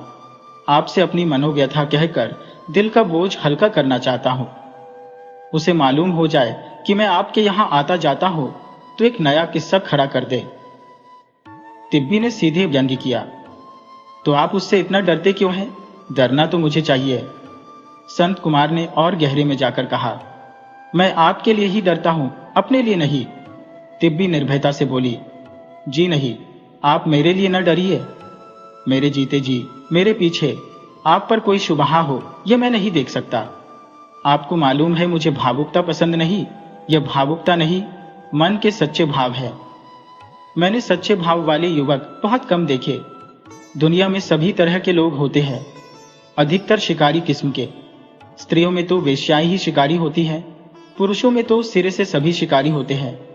जी नहीं, उनमें अपवाद भी बहुत है। स्त्री रूप नहीं देखती, पुरुष जब गिरेगा रूप पर, इसीलिए उस पर भरोसा नहीं किया जा सकता। मेरे यहाँ कितने ही रूप के उपासक आते हैं, शायद इस वक्त भी कोई साहब आ रहे हो। मैं रूपवती हो, इसमें नम्रता का कोई प्रश्न नहीं, मगर मैं नहीं चाहती कोई मुझे केवल रूप के लिए चाहे। संत कुमार ने धड़कते हुए मन से कहा, आप उनमें मेरा तो शुमार नहीं करती। तिब्बी ने तत्परता के साथ कहा, आपको तो मैं अपने चाहने वालों में समझती ही नहीं। संत कुमार ने माथा झुकाकर कहा, यह मेरा दुर्भाग्य है। आप दिल से नहीं कह रहे हैं, मुझे कुछ ऐसा लगता है कि आपका मन नहीं पाती। आप उन आदमियों में हैं जो हमेशा रहस्य रहते हैं। यही तो मैं आपके विषय में सोचा करता हूं। मैं रहस्य नहीं हूं, मैं तो साफ कहती हूं, मैं ऐसे मनुष्य की खोज में हूं जो मेरे हृदय में सोए हुए प्रेम को जगा दे। हाँ, वह बहुत नीचे गहराई में है और उसी को मिलेगा जो गहरे पानी में डूबना जानता हो। आप में मैंने कभी उसके लिए बेचैनी नहीं पाई। मैंने अब तक जीवन का रोशन पहलू ही देखा है और उससे ऊब गई हो। अब जीवन का अंधेरा पहलू देखना चाहती हो, जहां त्याग है, रुदन है, उत्सर्ग है। संभव है उस जीवन से मुझे बहुत जल्द घृणा हो जाए, लेकिन मेरी आत्मा यह नहीं स्वीकार करना चाहती कि वह किसी ऊंचे ओहदे की गुलामी या कानूनी धोखेधड़ी या व्यापार के नाम से की जाने वाली लूट को अपने जीवन का आधार बनाए। श्रम और त्याग का जीवन ही मुझे तथ्य जान पड़ता है। आज जो समाज और देश की दूषित अवस्था है, उससे असहयोग करना मेरे लिए जुनून से कम नहीं है। मैं कभी कभी अपने ही से घृणा करने लगती हूँ। बाबूजी को 1000 रुपए अपने छोटे से परिवार के लिए लेने का क्या हक है, और मुझे बेकाम धंधे इतने आराम से रहने का क्या अधिकार है। मगर यह सब समझकर भी मुझ में कर्म करने की शक्ति नहीं है। इस भोग विलास के जीवन ने मुझे भी कर्महीन बना डाला है, और मेरे मिजाज में अमीरी कितनी है यह भी आपने देखा होगा। मेरे मुंह से बात निकलते ही अगर पूरी ना हो जाए तो मैं बावली हो जाती हूँ। बुद्धि का मन पर कोई नियंत्रण नहीं है। जैसे शराबी बार बार हराम करने पर शराब नहीं छोड़ सकता, वही दशा मेरी है। उसी की भांति मेरी इच्छा शक्ति बेजान हो गई है। तिब्बी के प्रतिभावान मुखमंडल पर प्राय चंचलता झलकती रहती थी। उसे दिल की बात कहते संकोच होता था, क्योंकि शंका होती थी कि वह सहानुभूति के साथ सुनने के बदले फप्तियां कसने लगेगी।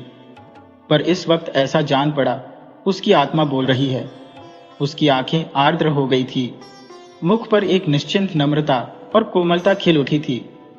संत कुमार ने देखा उनका संयम फिसलता जा रहा है, जैसे किसी सायल ने बहुत देर के बाद दाता को मनगुड़ देख पाया हो और अपना मतलब कह सुनाने के लिए अधीर हो गया हो। बोला, कितनी ही बार। बिल्कुल यही मेरे विचार है। मैं आपसे उससे बहुत निकट हूं, जितना समझता था। तिब्बी प्रसन्न होकर बोली, आपने मुझे कभी बताया नहीं। आप भी तो आज ही खुली हैं। मैं डरती हूं कि लोग यही कहेंगे, आप इतनी शान से रहती है और बातें ऐसी करती है। अगर कोई ऐसी तरकीब होती जिससे मेरी यह अमीराना आदतें छूट जाती तो मैं उसे जरूर काम में लाती। इस विषय की आपके पास कुछ पुस्तकें हों तो मुझे दीजिए। मुझे आप अपनी शिष्या बना लीजिए। संत कुमार ने रसिक भाव से कहा, मैं तो आपका शिष्य होने जा रहा था, और उसकी ओर मर्म भरी आंखों से देखा।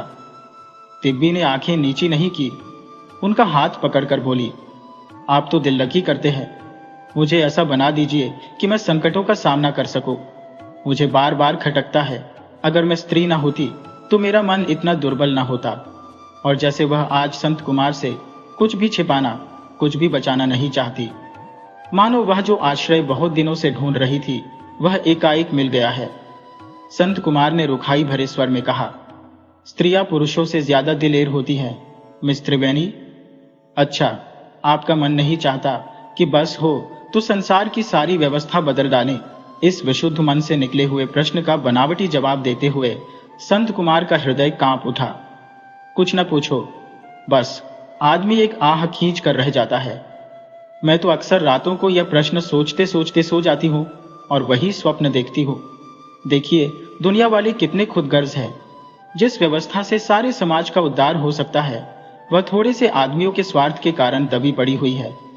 संत कुमार ने उतरे हुए मुख से कहा, उसका समय आ रहा है, और उठ खड़े हुए। यहाँ की वायु में उनका जैसे दम घुटने लगा था।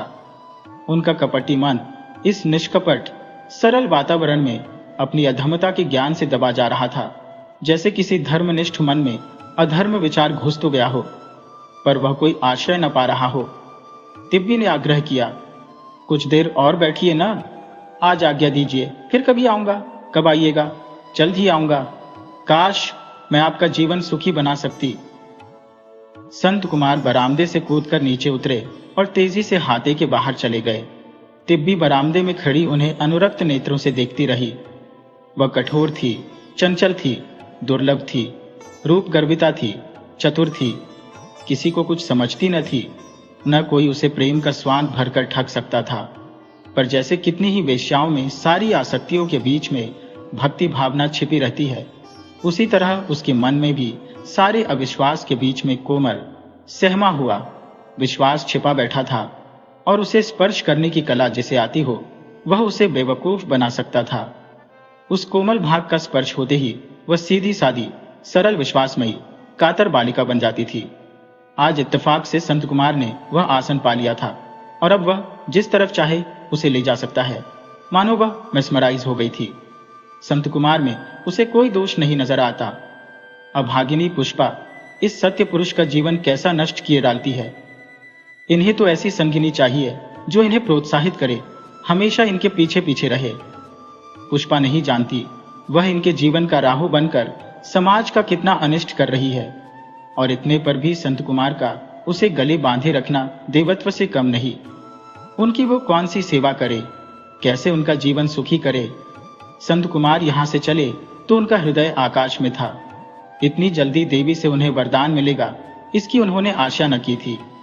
कुछ तकदीर ने ही जोर मारा, नहीं तो जो युवती अच्छे अच्छों को उंगलियों पर नचाती है, उन पर क्यों इतनी भक्ति करती। अब उन्हें विलंब न करना चाहिए। कौन जाने कब तिब्बी विरुद्ध हो जाए, और यह 2 ही 4 मुलाकातों में होने वाला है। तिब्बी उन्हें कार्य क्षेत्र में आगे बढ़ने की प्रेरणा करेगी, और वह पीछे हटेंगे। वही मतभेद हो जाएगा। यहां से वह सीधी मिस्टर सिन्हा के घर पहुंचे। शाम हो गई थी, कोहरा पड़ना शुरू हो गया था। मिस्टर सिन्हा सजे सजाए कहीं जाने को तैयार खड़े थे। इन्हें देखते ही पूछा, किधर से? वहीं से। आज तो रंग जम गया। सच? हाँ जी, उस पर तो जैसे मैंने जादू की लकड़ी फेर दी हो। फिर क्या बाजी मार ली है? अपने फादर से आज ही जिक्र छेड़ो। आपको भी मेरे साथ चलना पड़ेगा। हाँ, मैं तो चलूंगा ही, मगर तुम तो बड़े खुशनसीब निकले। ये मिस कामत तो मुझसे सचमुच आशिकी कराना चाहती है। मैं तो स्वांग रचता हूं, और वह समझती है मैं उसका सच्चा प्रेमी हूं। जरा आजकल उसे देखो, मारे गरूर के जमीन पर पाम ही नहीं रखती। मगर एक बात है, औरत समझदार है। उसे बराबर यह चिंता रहती है मैं उसके हाथ से निकल न जाऊं, इसलिए मेरी बड़ी खातिरदारी करती है, और बनाव सिंगार से कुदरत की कमी जितनी पूरी हो सकती है उतनी करती है। और अगर कोई अच्छी रकम मिल जाए तो शादी कर लेने ही में क्या हरज है। संत कुमार को आश्चर्य हुआ, तुम तो उसकी सूरत से बेजार थे। हाँ, अब भी हूं, लेकिन रुपए की जो शर्त है। डॉक्टर साहब 20-25 हजार मेरी नजर कर दें, शादी कर लो। शादी कर लेने से मैं उसके हाथ में बिका तो नहीं जाता। दूसरे दिन दोनों मित्रों ने देवकुमार के सामने सारे मंसूबे रख दिए। देवकुमार को एक क्षण तक तो अपने कानों पर विश्वास न हुआ। उन्होंने स्वच्छंद, निर्भीक, निष्कपट जिंदगी व्यतीत की थी। कलाकारों में एक तरह का जो आत्माभिमान होता है, उसने सदैव उनको ढाढ़स दिया था। उन्होंने तकलीफें उठाई थी, फाके भी किए थे, अपमान सहे थे, लेकिन कभी अपनी आत्मा को कलुषित न किया था। जिंदगी में कभी अदालत के द्वार तक ही नहीं गए। बोले, मुझे खेद होता है कि तुम मुझसे यह प्रस्ताव कैसे कर सके, और इससे ज्यादा दुख इस बात का है कि ऐसी कुटिल चाल तुम्हारे मन में आई क्यों कर। संत कुमार ने निस्संकोच भाव से कहा, जरूरत सब कुछ सिखा देती है। स्वरक्षा प्रकृति का पहला नियम है। वह जायदाद जो आपने 20,000 में दे दी, आज 2 लाख से कम की नहीं है। वह 2 लाख की नहीं, 10 लाख की हो, मेरे लिए वह आत्मा को बेचने का प्रश्न है। मैं थोड़े से रुपयों के लिए अपनी आत्मा नहीं बेच सकता। दोनों मित्रों ने एक दूसरे की ओर देखा और मुस्कुराए। कितनी पुरानी दलील है और कितनी लचर। आत्मा जैसी चीज है कहाँ? और जब सारा संसार धोखेधड़ी पर चल रहा है तो आत्मा कहाँ रही? अगर 100 रुपए कर्ज देकर 1,000 वसूल करना अधर्म नहीं है, अगर 1 लाख नीमजान फाकेकश मजदूरों की कमाई पर एक सेठ का चयन करना अधर्म नहीं है, तो एक पुरानी कागजी कार्रवाई को रद्द कराने का प्रयत्न क्यों अधर्म हो? संत कुमार ने तीखे स्वर में कहा, अगर आप इसे आत्मा का बेचना कहते हैं तो बेचना पड़ेगा। इसके सिवा दूसरा उपाय नहीं है। और आप इस दृष्टि से इस मामले को देखते ही क्यों है? धर्म वह है जिससे समाज का हित हो, अधर्म वह है जिससे समाज का अहित हो। इससे समाज का कौन सा अहित हो जाएगा, ये आप बता सकते हैं? देवकुमार ने सतर्क होकर कहा, समाज अपनी मर्यादाओं पर टिका हुआ है। उन मर्यादाओं को तोड़ दो और समाज का अंत हो जाएगा। दोनों तरफ से शास्त्रार्थ होने लगे। देवकुमार मर्यादाओं और सिद्धांतों और धर्म बंधनों की आड़ ले रहे थे, पर इन दोनों नौजवानों की दलीलों के सामने उनकी एक न चलती थी। वह अपनी सफेद दाढ़ी पर हाथ फेर फेर कर और खलवाट सिर खुजा खुजा कर जो प्रमाण देते थे, उसको ये दोनों युवक चुटकी बजाते धुन डालते थे, धुनक कर उड़ा देते थे। सिन्हा ने निर्दयता के साथ कहा, बाबूजी, आप न जाने किस जमाने की बातें कर रहे हैं। कानून से हम जितना फायदा उठा सकें हमें उठाना चाहिए। उन दफों का मंशा ही यह है कि उनसे फायदा उठाया जाए। अभी आपने देखा, जमींदारों की जान महाजनों से बचाने के लिए सरकार ने कानून बना दिया है और कितनी मिल्कियतें जमींदारों को वापस मिल गईं। क्या आप इसे अधर्म कहेंगे? व्यावहारिकता का अर्थ यही है कि हम इन कानूनी साधनों से अपना काम निकालें। मुझे कुछ लेना देना नहीं, न मेरा कोई स्वार्थ है। संत कुमार मेरे मित्र हैं और इसी वास्ते मैं आपसे यह निवेदन कर रहा हूं, माने या न माने आपको अख्तियार है। देवकुमार ने लाचार होकर कहा, तो आखिर तुम लोग मुझे क्या करने को कहते हो? कुछ नहीं, केवल इतना ही कि हम जो कुछ करें आप उसके विरुद्ध कोई कार्रवाई न करें। मैं सत्य की हत्या होते नहीं देख सकता। संत कुमार ने आंखें निकालकर उत्तेजित स्वर में कहा, तो फिर आपको मेरी हत्या देखनी पड़ेगी। सिन्हा ने संत कुमार को डांटा, क्या फजूल की बातें करते हो? संत कुमार, बाबूजी को 2-4 दिन सोचने का मौका दो। तुम अभी किसी बच्चे के बाप नहीं हो। तुम क्या जानो बाप को बेटा कितना प्यारा होता है। वह अभी कितना ही विरोध करें, लेकिन जब नालिश दायर हो जाएगी तो देखना वह क्या करते हैं। हमारा दावा यही होगा कि जिस वक्त आपने यह बैनामा लिखा आपके होश हवास ठीक न थे और अब भी आपको कभी कभी जुनून का दौरा हो जाता है। हिंदुस्तान जैसे गर्म मुल्क में यह मरज बहुतों को होता है और आपको भी हो गया तो कोई आश्चर्य नहीं। हम सिविल सर्जन से इसकी तस्दीक करा देंगे। देवकुमार ने हिकारत के साथ कहा, मेरे जीते जी यह धांधली नहीं हो सकती, हरगिज नहीं। मैंने जो कुछ किया सोच समझकर और परिस्थितियों के दबाव से किया। मुझे उसका बिल्कुल अफसोस नहीं है। अगर तुमने इस तरह का कोई दावा किया तो उसका सबसे बड़ा विरोध मेरी ओर से होगा, मैं कह देता हूं। और वह आवेश में आकर कमरे में टहलने लगे। संत कुमार ने भी खड़े होकर धमकाते हुए कहा, तो मेरा भी आपको चैलेंज है, या तो आप अपने धर्म ही की रक्षा करेंगे या मेरी। आप फिर मेरी सूरत न देखेंगे। मुझे अपना धर्म, पत्नी और पुत्र सबसे प्यारा है। सिन्हा ने संत कुमार को आदेश किया, तुम आज दरखास्त दे दो कि आपके होश हवास में फर्क आ गया और मालूम नहीं आप क्या कर बैठे, आपको हिरासत में ले लिया जाए। देवकुमार ने मुट्ठी तानकर क्रोध के आवेश में पूछा, मैं पागल हूं? जी हां, आप पागल हैं। आपके होश बजा नहीं है। ऐसी बातें पागल ही किया करते हैं।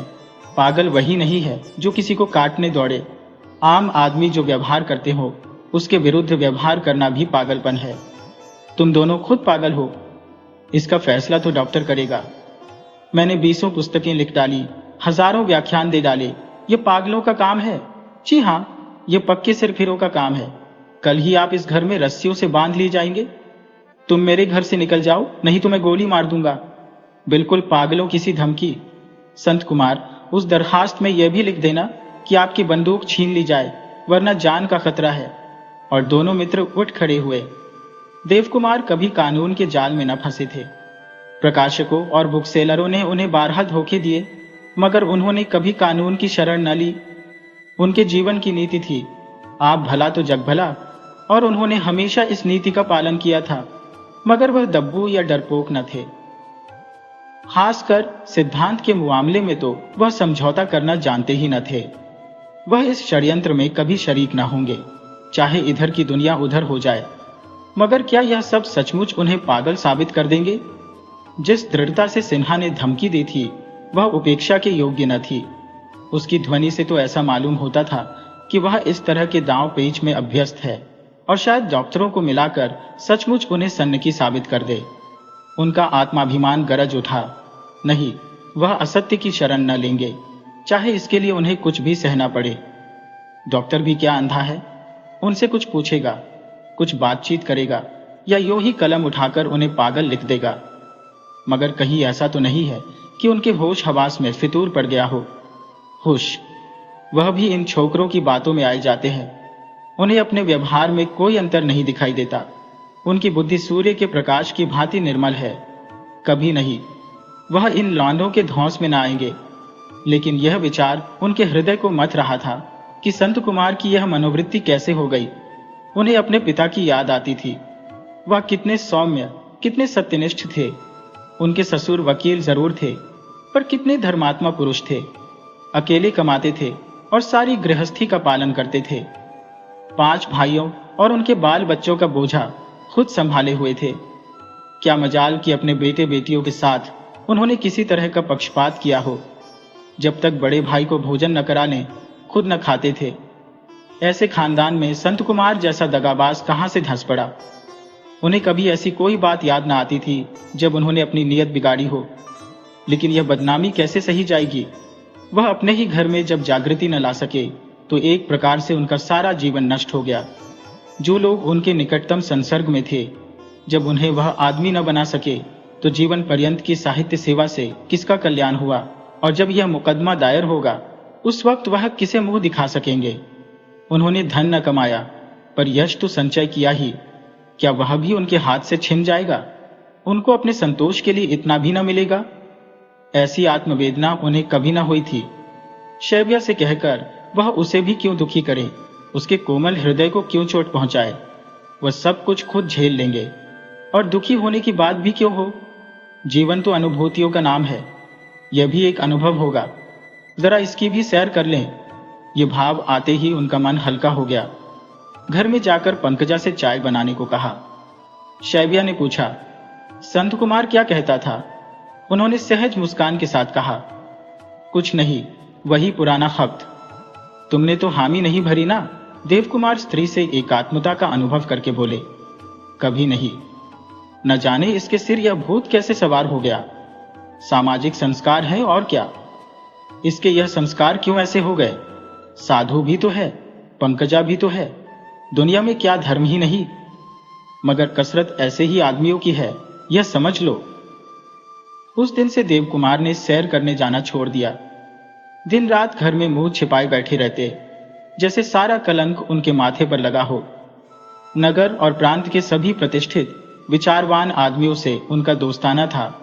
सब उनकी सज्जनता का आदर करते थे। मानो वह मुकदमा दायर होने पर भी शायद कुछ न कहेंगे, लेकिन उनके अंतर में जैसे चोर सा बैठा हुआ था। वह अपने अहंकार में अपने को आत्मियों की भलाई बुराई का जिम्मेदार समझते थे। पिछले दिनों जब सूर्य ग्रहण के अवसर पर साधु कुमार ने बढ़ी हुई नदी में कूदकर एक डूबते हुए आदमी की जान बचाई थी, उस वक्त उन्हें उससे कहीं ज्यादा खुशी हुई थी जितनी खुद सारा यश पाने से होती। उनकी आंखों में आंसू भर आए थे।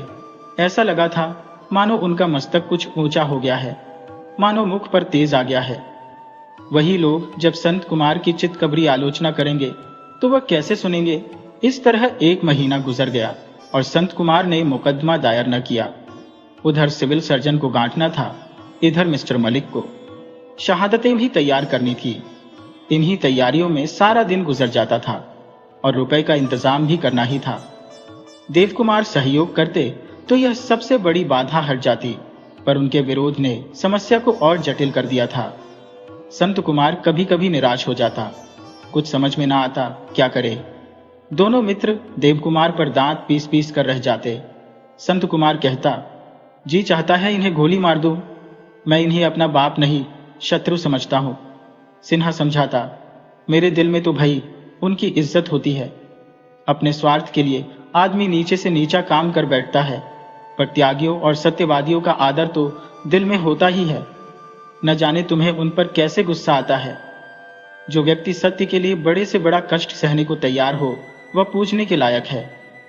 ऐसी बातों से मेरा जी न जलाओ सिन्हा। तुम चाहते तो वह हजरत अब तक पागल खाने में होते। मैं न जानता था तुम इतने भावुक हो। उन्हें पागल खाने भेजना इतना आसान नहीं जितना तुम समझते हो, और इसकी कोई जरूरत भी तो नहीं। हम यह साबित करना चाहते हैं कि जिस वक्त बैनामा हुआ वह अपने होश हवास में न थे। इसके लिए शहादतों की जरूरत है। वह अब भी उसी दशा में है। इसे साबित करने के लिए डॉक्टर चाहिए, और मिस्टर कामत भी यह लिखने का साहस नहीं रखते। पंदेव कुमार को धमकियों से झुकाना तो असंभव था, मगर तर्क के सामने उनकी गर्दन आप ही आप झुक जाती थी। इन दिनों वह यही सोचते रहते थे कि संसार की कुव्यवस्था क्यों है। कर्म और संस्कार का आश्रय लेकर वह कहीं न पहुंच पाते थे।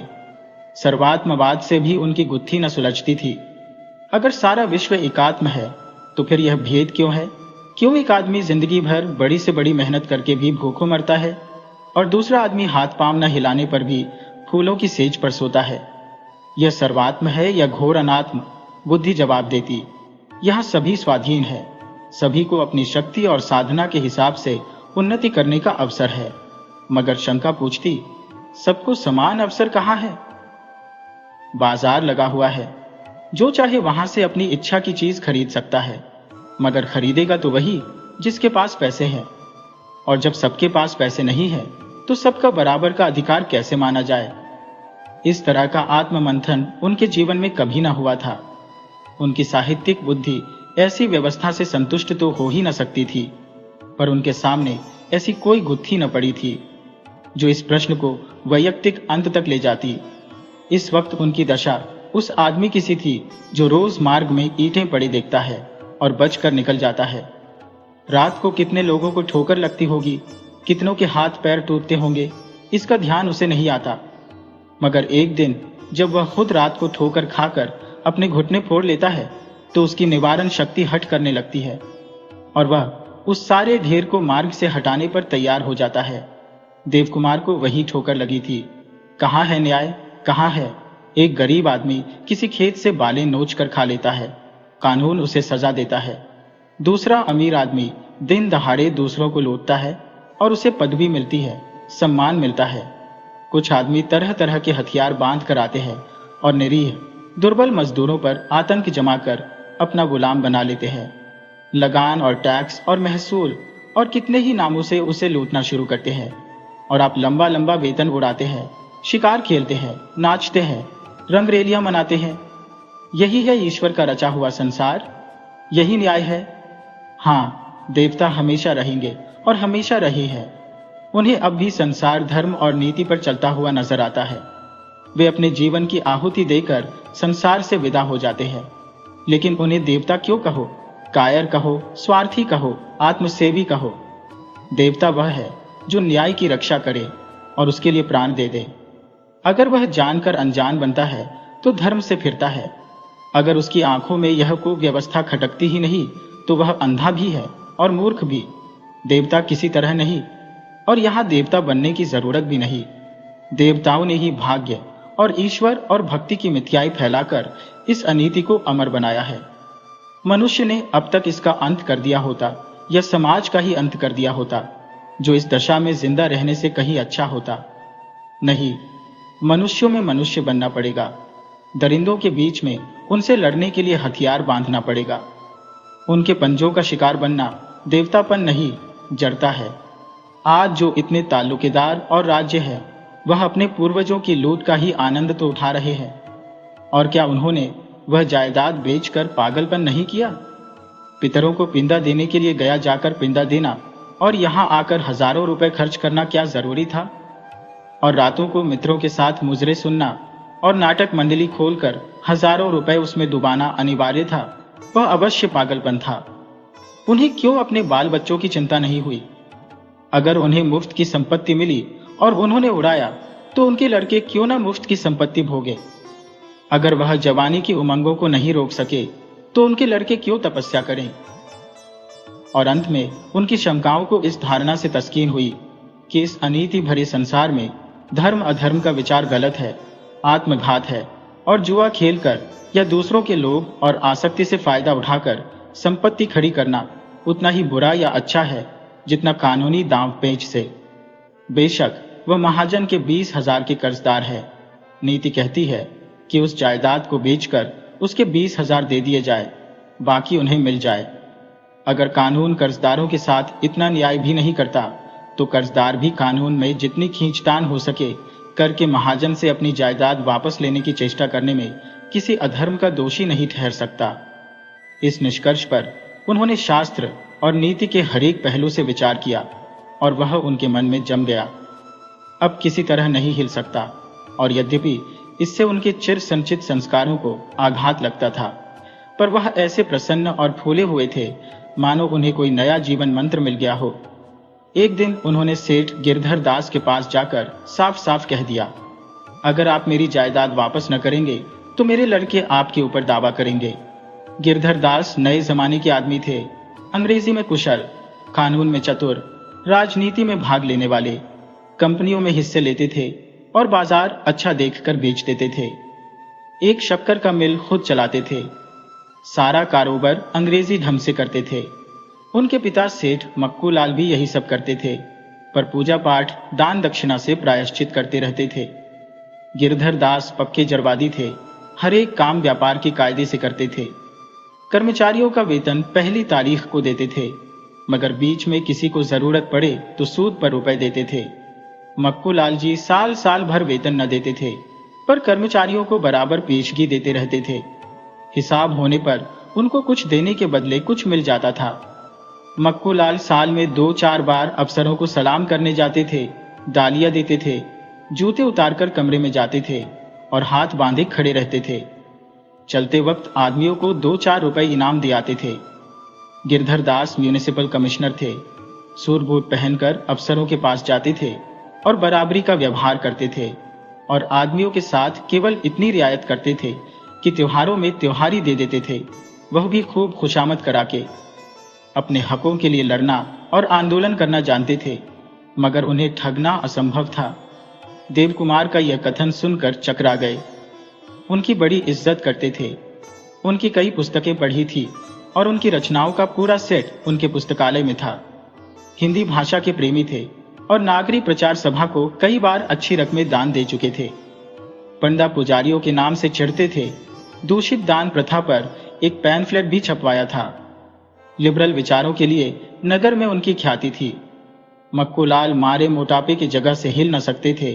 गिरधर दास गठीले आदमी थे और नगर व्यायामशाला के प्रधान ही न थे, अच्छे शाहसवार और निशानेबाज थे।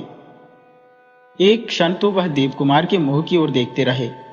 उनका आशय क्या है, इस समझ में ही न आया। फिर ख्याल आया, बेचारे आर्थिक संकट में होंगे, इससे बुद्धि भ्रष्ट हो गई है, बेतुकी बातें कर रही है। देव कुमार के मुख पर विजय का गर्व देखकर उनका यह ख्याल और मजबूत हो गया। सुनहरी ऐनक उतारकर मेज पर रखकर विनोद भाव से बोले, कहिए, घर में सब कुशल तो है? देव कुमार ने विद्रोह के भाव से कहा, जी हां, सब आपकी कृपा है। बड़ा लड़का तो वकालत कर रहा है ना? जी हां, मगर चलती ना होगी और आपकी पुस्तकें भी आजकल कम बिकती होंगी। यह देश का दुर्भाग्य है कि आप जैसे सरस्वती के पुत्रों का यह अनादर। आप यूरोप में होते तो आज लाखों के स्वामी होते। आप जानते हैं, मैं लक्ष्मी के उपासकों में नहीं हूं। धन संकट में तो होंगे ही। मुझसे जो कुछ सेवा आप कहें उसके लिए तैयार हूं। मुझे तो गर्व है कि आप जैसे प्रतिभाशाली पुरुष से मेरा परिचय है। आपकी कुछ सेवा करना मेरे लिए गौरव की बात होगी। देव कुमार ऐसे अवसरों पर नम्रता के पुतले बन जाते थे। भक्ति और प्रशंसा देकर कोई उनका सर्वस्व ले सकता था। एक लखपति आदमी, और वह भी साहित्य का प्रेमी, जब उनका इतना सम्मान करता है तो उससे जायदाद या लेन देन की बात करना उन्हें लज्जाजनक मालूम हुआ। बोले, आपकी उदारता है जो मुझे इस योग्य समझते हैं। मैंने समझा नहीं आप किस जायदाद की बात कह रहे थे। देवकुमार सकुचाते हुए बोले, अजी वही जो सेठ मक्कू लाल ने मुझसे लिखाई थी। अच्छा, तो उसके विषय में कोई नई बात है? उसी मामले में लड़के आपके ऊपर कोई दावा करने वाले हैं। मैंने बहुत समझाया मगर मानते नहीं। आपके पास इसीलिए आया था कि कुछ ले देकर समझौता कर लीजिए, मामला अदालत में क्यों जाए, नाहक दोनों जेरबार होंगे। गिरधर दास का ज़हीर मुरव्वतदार चेहरा कठोर हो गया। जिन महाजनी नखों को उन्होंने भद्रता की नर्म गद्दी में छिपा रखा था, वह यह खटका पाते ही पैने और उग्र होकर बाहर निकल आए। क्रोध को दबाते हुए बोले, आपको मुझे समझाने के लिए यहां आने की तकलीफ उठाने की कोई जरूरत न थी। उन लड़कों ही को समझाना चाहिए था। उन्हें तो मैं समझा चुका। तो जाकर शांत बैठिए, मैं अपने हकों के लिए लड़ना जानता हूं। अगर उन लोगों के दिमाग में कानून की गर्मी का असर हो गया है तो उसकी दवा मेरे पास है। अब देवकुमार की साहित्यिक नम्रता भी अविचलित न रह सकी। जैसे लड़ाई का पैगाम स्वीकार करते हुए बोले, मगर आपको मालूम होना चाहिए वह मिल्कियत आज 2 लाख से कम की नहीं है। 2 लाख नहीं 10 लाख की हो, आपसे सरोकार नहीं। आपने मुझे 20,000 ही तो दिए थे। आपको इतना कानून तो मालूम ही होगा। हालांकि कभी आप अदालत में नहीं गए कि जो चीज बिक जाती है वह कानूनन किसी दाम पर भी वापस नहीं की जाती। अगर इस नए कायदे को मान लिया जाए तो इस शहर में महाजन न नजर आए। कुछ देर तक सवाल जवाब होता रहा और लड़ने वाली कुत्तों की तरह दोनों भले आदमी गुर्राते, दांत निकालते, खौंकियाते रहे। आखिर दोनों लड़ ही गए। गिरधर दास ने प्रचंड होकर कहा, मुझे आपसे ऐसी आशा नहीं थी। देवकुमार ने भी छड़ी उठाकर कहा, मुझे भी न मालूम था कि आपके स्वार्थ का पेट इतना गहरा है। आप अपना सर्वनाश करने जा रहे हैं। कुछ परवाह नहीं। देवकुमार वहां से चले तो माघ की उस अंधेरी रात की निर्दय ठंड में भी उन्हें पसीना हो रहा था। विजय का ऐसा गर्व अपने जीवन में उन्हें कभी न हुआ था। उन्होंने तर्क में तो बहुतों पर विजय पाई थी। यह विजय थी जीवन में एक नई प्रेरणा, एक नई शक्ति का उदय। उसी रात को सिन्हा और संत कुमार ने एक बार फिर देवकुमार पर जोर डालने का निश्चय किया। दोनों आकर खड़े ही थे कि देवकुमार ने प्रोत्साहन भरे हुए भाव से कहा, तुम लोगों ने अभी तक मुकदमा दायर नहीं किया, नाहक क्यों देर कर रहे हो? संत कुमार के सूखे हुए निराश मन में उल्लास की आंधी सी आ गई। क्या सचमुच कहीं ईश्वर है जिस पर उसे कभी विश्वास नहीं हुआ? जरूर कोई दैवी शक्ति है। भीख मांगने आए थे, वरदान मिल गया। बोला, आप ही की अनुमति का इंतजार था। मैं बड़ी खुशी से अनुमति देता हूं। मेरे आशीर्वाद तुम्हारे साथ है। उन्होंने गिरधर दास से जो बातें हुई वह कह सुनाई। सिन्हा ने नाक फुलाकर कहा, जब आपकी दुआ है तो हमारी फतह है। उन्हें अपने धन का घमंड होगा, मगर यहां भी कच्ची गोलियां नहीं खेली हैं। संत कुमार ऐसा खुश था गोया आधी मंजिल तय हो गई। बोला, आपने खूब उचित जवाब दिया। सिन्हा ने तनी हुई ढोल की सी आवाज में चोट मारी, ऐसे ऐसे सेठों को उंगलियों पर नचाते हैं यहां। संत कुमार स्वप्न देखने लगे, यही हम दोनों के बंगले बनेंगे दोस्त। यहां क्यों, सिविल लाइंस में बनवाएंगे। अंदाज से कितने दिन में फैसला हो जाएगा? 6 महीने के अंदर। बाबूजी के नाम से सरस्वती मंदिर बनवाएंगे। मगर समस्या थी, रुपए कहां से आए? देवकुमार निष्प्रेह आदमी थे। धन की कभी उपासना नहीं की, कभी इतना ज्यादा मिला ही नहीं कि संचय करते। किसी महीने में 50 जमा होते तो दूसरे महीने में खर्च हो जाते। अपनी सारी पुस्तकों का कॉपीराइट बेचकर उन्हें 5,000 मिले थे। वह उन्होंने पंकजा के विवाह के लिए रख दिए थे। अब ऐसी कोई सूरत नहीं थी जहां से कोई बड़ी रकम मिलती। उन्होंने समझा था संत कुमार घर का खर्च उठा लेगा और वह कुछ दिन आराम से बैठेंगे या घूमेंगे। लेकिन इतना बड़ा मंसूबा बांधकर वह अब शांत कैसे बैठ सकते हैं? उनके भक्तों की काफी तादाद थी। 2-4 राज्य भी उनके भक्तों में थे, जिनकी यह पुरानी लालसा थी कि देवकुमार जी उनके घर को अपने चरणों से पवित्र करें और वह अपनी श्रद्धा उनके चरणों में अर्पण करें। मगर देवकुमार थे कि कभी किसी दरबार में कदम नहीं रखा। अब अपने प्रेमियों और भक्तों से आर्थिक संकट का रोना रो रहे थे। और खुले शब्दों में सहायता की याचना कर रहे थे। वह आत्मगौरव जैसे किसी कब्र में सो गया हो, और शीघ्र ही इसका परिणाम निकला। एक भक्त ने प्रस्ताव किया कि देव कुमार जी की 60वीं सालगिरह धूमधाम से मनाई जाए और उन्हें साहित्य प्रेमियों की ओर से एक थैली भेंट की जाए। क्या यह लज्जा और दुख की बात नहीं है कि जिस महारथी ने अपने जीवन के 40 वर्ष साहित्य सेवा पर अर्पण कर दिए, वह इस वृद्धावस्था में भी आर्थिक चिंताओं से मुक्त न हो? साहित्य यूं नहीं फल फूल सकता। जब तक हम अपने साहित्य सेवियों का ठोस सत्कार करना न सीखेंगे, साहित्य कभी उन्नति न करेगा। और दूसरे समाचार पत्रों ने मुक्त कंठ से इसका समर्थन किया। अचरज की बात यह थी कि वह महानुभाव भी, जिनका देवकुमार से पुराना साहित्यिक वैमनस्य था, वे भी इस अवसर पर उदारता का परिचय देने लगे। बात चल पड़ी। एक कमेटी बन गई। एक राजा साहब उसके प्रधान बन गए। मिस्टर सिन्हा ने कभी देवकुमार की कोई पुस्तक न पढ़ी थी, पर वह इस आंदोलन में प्रमुख भाग लेते थे। मिस कामत और मिस मलिक की ओर से भी समर्थन हो गया। महिलाओं को पुरुषों से पीछे न रहना चाहिए। जेठ में तिथि निश्चित हुई। नगर के इंटरमीडिएट कॉलेज में इस उत्सव की तैयारियां होने लगी। आखिर वह तिथि आ गई। आज शाम को वह उत्सव होगा। दूर दूर से साहित्य प्रेमी आए हैं। सोराम के कुंवर साहब वह थैली भेंट करेंगे। आशा से ज्यादा सज्जन जमा हो गए हैं। व्याख्यान होंगे, गाना होगा, ड्रामा खेला जाएगा, प्रीति भोज होगा, कवि सम्मेलन होगा। शहर में दीवारों पर पोस्टर लगे हुए हैं। सभ्य समाज में अच्छी हलचल है। राजा साहब सभापति हैं। देवकुमार को तमाशा बनने से नफरत थी। पब्लिक जलसों में भी कम आते जाते थे, लेकिन आज तो बारात का दोरहा बनना ही पड़ा। जो जो सभा में जाने का समय समीप आता था, उनके मन पर एक तरह का अवसाद छाया जाता था। जिस वक्त थैली उनको भेंट की जाएगी और वह हाथ बढ़ाकर लेंगे, वह दृश्य कैसा लज्जाजनक होगा। जिसने कभी धन के लिए हाथ नहीं फैलाया, वह इस आखिरी वक्त में दूसरों का दान ले, यह दान ही है और कुछ नहीं। एक क्षण के लिए उनका आत्मसम्मान विद्रोही बन गया। इस अवसर पर उनके लिए शोभा यही देता है कि वह थैली पाते ही उसी जगह किसी सार्वजनिक संस्था को दे दें। उनके जीवन के आदर्श के लिए यही अनुकूल होगा। लोग उनसे यही आशा रखते हैं। इसी में उनका गौरव है। वह पंडाल में पहुंचे तो उनके मुख पर उल्लास की झलक न थी। वह कुछ खिसियाए से लगते थे। नेक नामी की लालसा एक ओर खींचती थी, लोभ दूसरी ओर। मन को कैसे समझाए कि यह दान नहीं, उनका हक है। लोग हंसेंगे, आखिर पैसे पर टूट पड़ा। उनका जीवन बौद्धिक था और बुद्धि जो कुछ करती है, नीति पर कसकर करती है। नीति का सहारा मिल जाए तो फिर वह दुनिया की परवाह नहीं करती। वह पहुंचे तो स्वागत हुआ, मंगलगान हुआ, व्याख्यान होने लगे जिनमें उनकी कीर्ति गाई गई। मगर उनकी दशा उस आदमी की सी हो रही थी जिसके सिर में दर्द हो रहा हो। उन्हें इस वक्त इस दर्द की दवा चाहिए। कुछ अच्छा नहीं लग रहा है।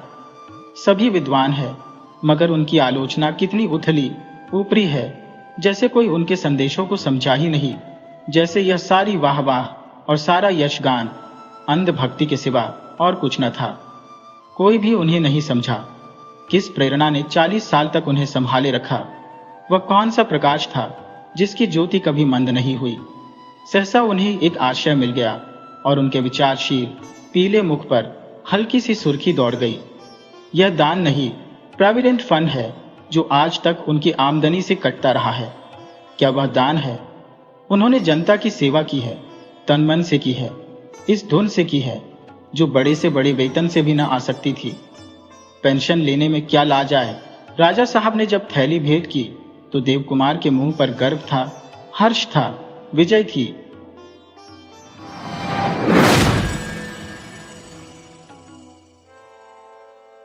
वीडियो अच्छी लगी हो तो इसे लाइक करें और ऐसी ही मज़ेदार कहानियों के लिए चैनल को सब्सक्राइब करें और बेल आइकन दबाएं। ज़्यादा से ज़्यादा अपने दोस्तों को शेयर करें। धन्यवाद।